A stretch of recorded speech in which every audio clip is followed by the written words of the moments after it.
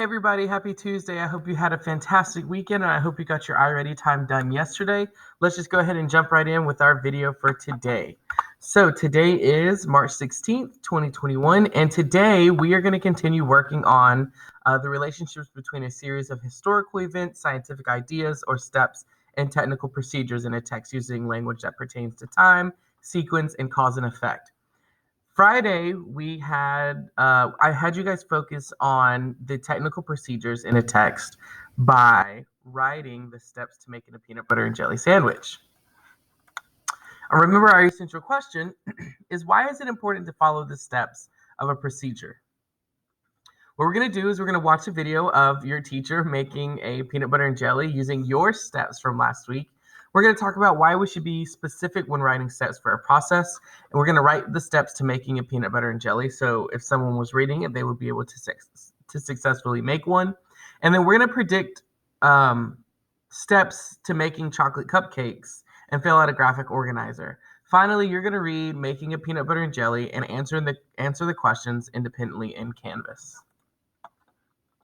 So let's start with our little dance video first here.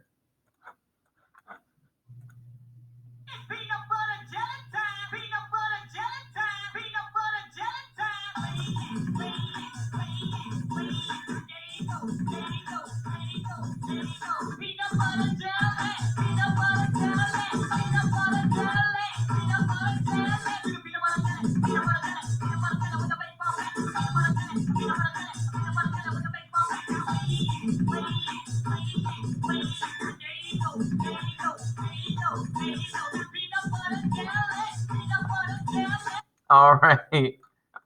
Now let's watch this one. Hi, boys and girls. So last Friday, I asked you to write a how to make a peanut butter and jelly sandwich. So Mr. Cavender and I have printed out some of your writings, and we are going to use your writings as our directions today for making a peanut butter and jelly sandwich, to see if we're able to follow your directions and to see if we can successfully make a peanut butter and jelly sandwich. So here's our first one. All right, it says, get the bread, open the bag of bread,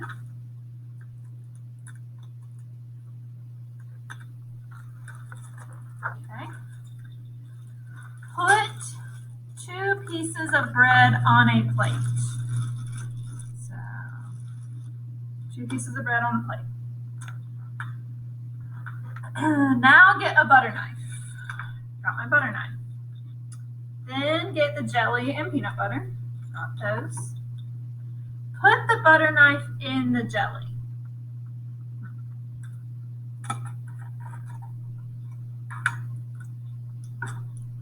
Okay. Pull the butter knife out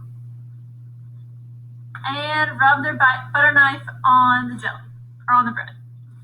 Okay, rub it. Okay. And wash the butter knife. Go wash it.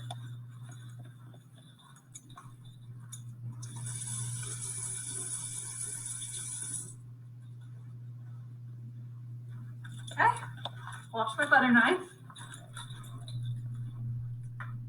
Let's see, where did I leave off? Then put it in the peanut butter. Okay, put it in.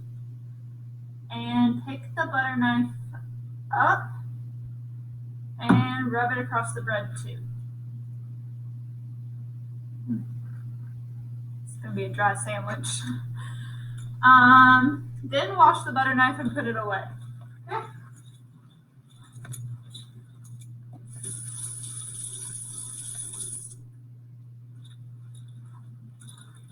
Then you're gonna put it away.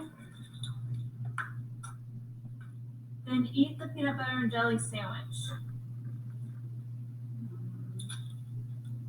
So, I mean, there's not much there for me to eat.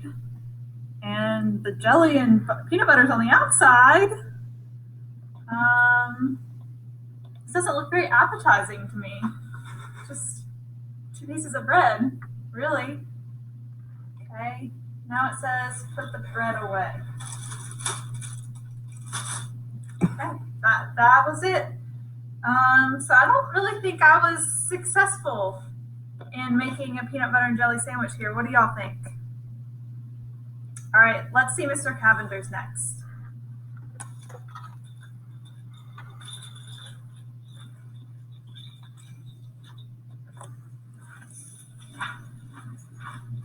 Okay, it's my turn.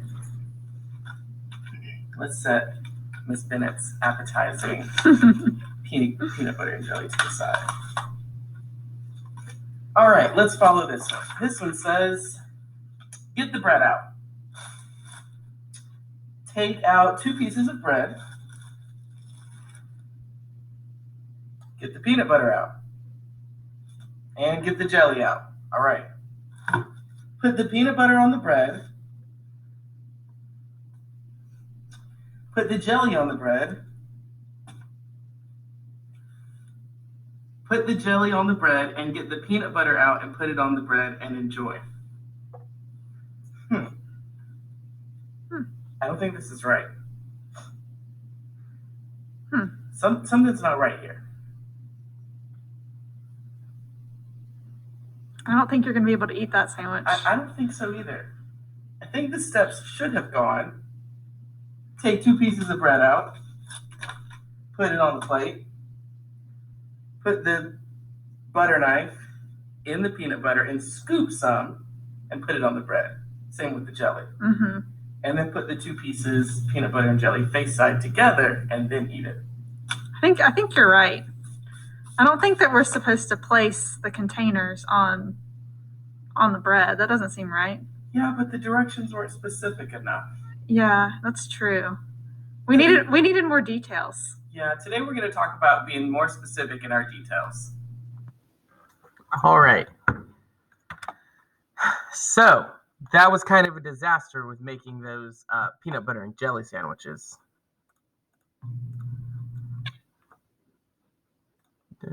There. So, like I said in the end of the video, we're going to talk about being more specific in our details. When you're writing steps to a technical procedure, it's super important to be very, very, very specific. If you're not specific, then you might miss some steps in the process. For example, some of the directions you guys wrote missed opening the peanut butter and jelly or scooping some out and then rubbing that on the bread. Some of you guys just said, put the jelly on the bread. So what did I do? I set the container of jelly on the bread.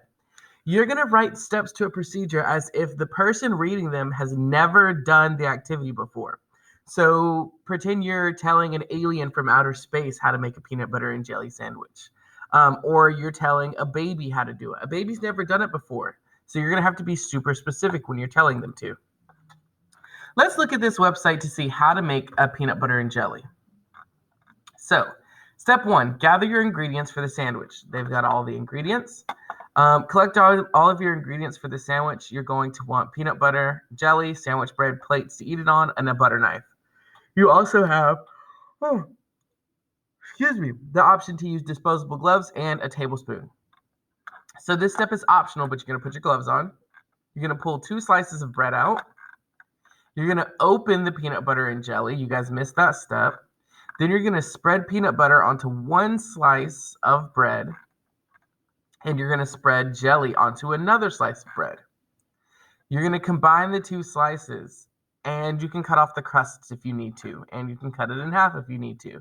You're going to clean up your workspace. And then you're going to enjoy your sandwich. All right.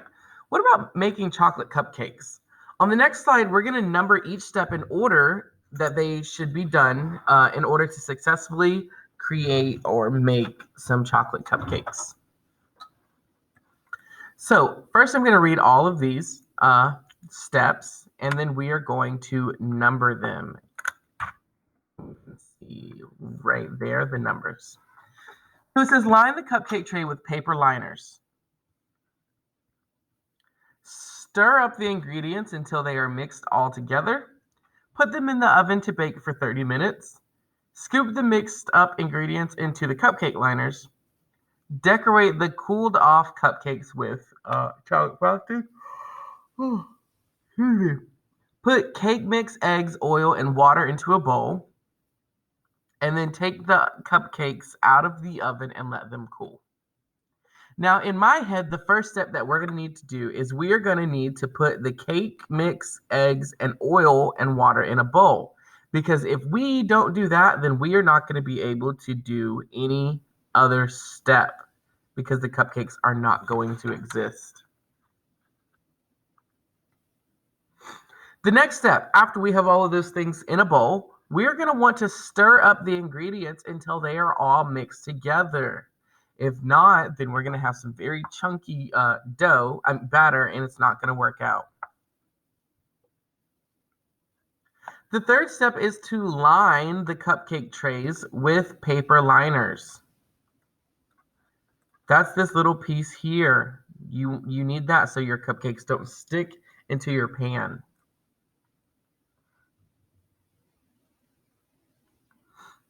Now let's look at the next one. It says we have 1, 2, 3, 4 options. Are we going to want to put them in the oven to bake for 30 minutes first? Or are we going to want to scoop the mixed up ingredients into the cupcake liners? Are we going to want to, excuse me, this time change. Are we going to want to decorate the cooled off cupcakes with chocolate frosting? Or are we going to want to take the cupcakes out of the oven and let them cool? It makes more sense to scoop the mix into the cupcake liners before you bake them, because you can't bake them before you scoop it. But our next step will be to bake them. You're going to want to put them in the oven for about 30 minutes. After that, what you're going to want to do is you're going to want to take them out of the oven. And then finally, you're going to want to decorate the cupcakes with chocolate frosting. And boom, you have cupcakes that look like this. Those look delicious. So this is, what is the first step? Well, we numbered them, so we already know what the first step is. The first step is to put cake mix, eggs, oil, and water in a bowl. So I'm going to go back and I'm going to write. The first step is to put cake mix, eggs, oil, and water into a bowl. It says here, what would happen without the first step? Well, without the first step, we wouldn't have any of those ingredients, and we need those ingredients to make cupcakes. So without the first step, we would not have any ingredients to make our chocolate cupcakes. All right. Our next question says, well, what is the third step? Well, we're going to find the step that has the number 3 on it, and it says line the cupcake tray with paper liners. Now, not a lot of people do this.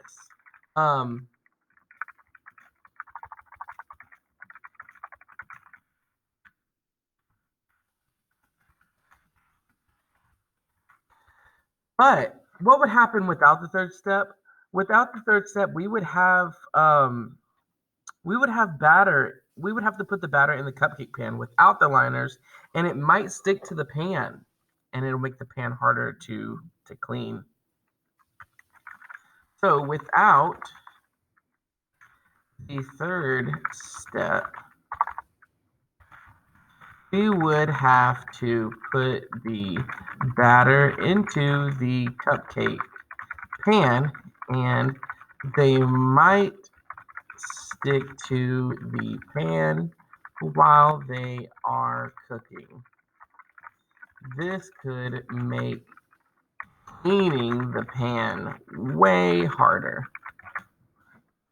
All right, and the last question, it says, what is the final step? And that word final means last.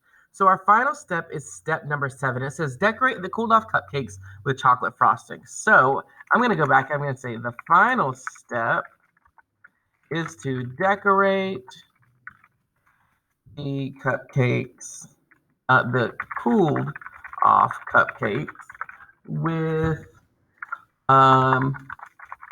chocolate frosting.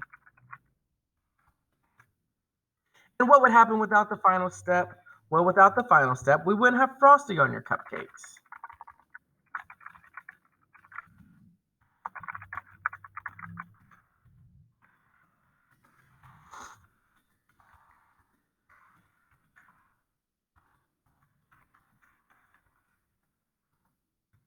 And we all like frosting on our cupcakes. All right, so for your assignment today, when you get into Canvas, you will be working on a peanut butter and jelly assignment, which is making a peanut butter and jelly. It says click the gray box below to access today's assignment. Read the passage on slide 1, underline important information in the text, and complete the questions on slide 2. Here's what it looks like. You're going to read making a PB&J, and then you're going to answer the questions. They are identical to the ones that we just did. After you're done with that, you are going to click submit, and your teacher will be able to provide feedback for you. All right, boys and girls, have a great day, and you'll hear from me tomorrow. Bye.